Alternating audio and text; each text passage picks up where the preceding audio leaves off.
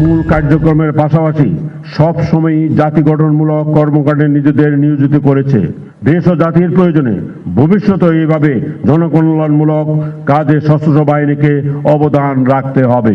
বর্তমান সরকার জাতির পিতা বঙ্গবন্ধু শেখ মুজিবুর রহমান কর্তৃক প্রণীত প্রতিরক্ষা নীতির আলোকে ফোর্সেস গোল 2030 বাস্তবায়নের অংশ হিসাবে সেনাবাহিনীর সাংগঠনিক কাঠামো বিন্যাস ও পরিবর্তনের পাশাপাশি আধুনিকায়নের প্রক্রিয়া অব্যাহত রেখেছে। আধুনিক ও উন্নত বিশ্বের সাথে তাল মিলিয়ে বর্তমান সরকার সেনাবাহিনীতে আধুনিক বিভিন্ন যুদ্ধাস্ত্র, আর্টিলারি গান এবং ইনফ্যান্ট্রি গ্যাজেট ইত্যাদি সংযোজন করে সেনাবাহিনীর আভিযানিক সক্ষমতাকে বহুলাংশে বৃদ্ধি করেছে।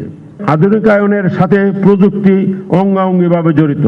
তাই আধুনিক প্রযুক্তির সাথে তাল মিলিয়ে চলতে হলে আমাদের সকল সদস্যকে এখন থেকে প্রয়োজনীয় কারিগরি এবং পেশাগত জ্ঞান অর্জনের উপর বিশেষ গুরুত্ব আরোপ করতে হবে। বঙ্গবন্ধুর আদর্শে ও মুক্তিযুদ্ধের চেতনায় উদ্বুদ্ধ হয়ে প্রতিটি বাহিনীর প্রতিটি সদস্য বঙ্গবন্ধু লালিত স্বপ্নের সোনার বাংলা গড়তে নিরলস প্রচেষ্টা অব্যাহত রাখবে।